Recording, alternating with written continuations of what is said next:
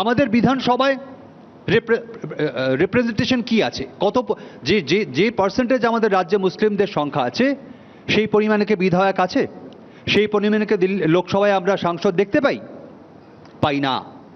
এবং একই সঙ্গে বলবো শিক্ষার কি অবস্থা, যে সরকারি মাদ্রাসাগুলোর কি অবস্থা।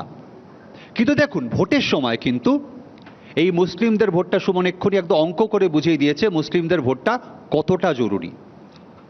এবং আমরা যখন সাজার কমিশনের রিপোর্ট দেখি অবস্থা ভালো দেখি না, আমরা খুব খারাপ অবস্থা, কিন্তু সেই অবস্থাটা আমরা অ্যাকনলেজ করতে হয়। এবং অ্যাকনলেজ করলে যেটা সুবিধা হয় যে সেখান থেকে বেরিয়ে আসার একটা পথ খোঁজার সুযোগ থাকে।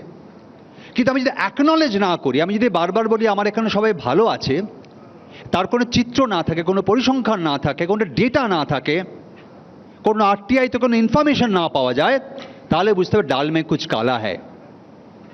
এবং আমার মনে হয় আমরা যারা যদি সেকুলার বলে বিশ্বাস করি, আমরা যখন আখলাকের মৃত্যু নিয়ে পথে নামি, গোটা ভারতবর্ষে যেখানে যেখানে মুসলমানদের অন্যায়ভাবে পিটিয়ে মারা হয়েছে তার বিরুদ্ধে পথে নামি, আগামী দিনেও নামবো।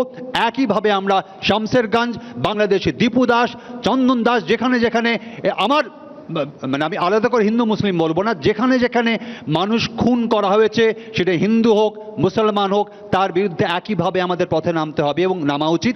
একইভাবে লগ্নজিতের সঙ্গে যে ঘটনা ঘটেছে তার তীব্র নিন্দা করা উচিত। কি করে এত সাহস হয় একজন শিল্পীকে কথা বলার? দায়িত্বটা কিন্তু সব থেকে আগে প্রশাসনের।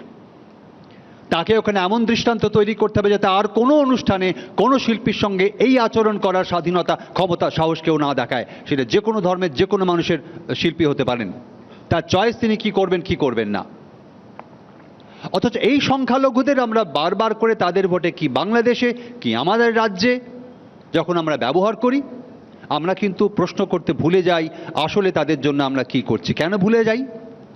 তার কারণ এই ভোটের সময় এই প্রাণ ঝরানো নিয়ে একটা ভীতির পরিবেশ তৈরি হয়। এই ভয়ের পরিবেশ থেকে তখন সংখ্যালঘুরা কি পেলাম না সেই হিসেবটা ভুলে যান।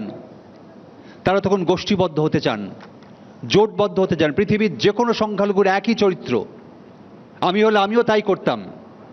তখন প্রাণ বাঁচানোর প্রশ্ন আসে। এই অ্যাডভান্টেজটা পলিটিশিয়ানরা নিয়ে থাকেন।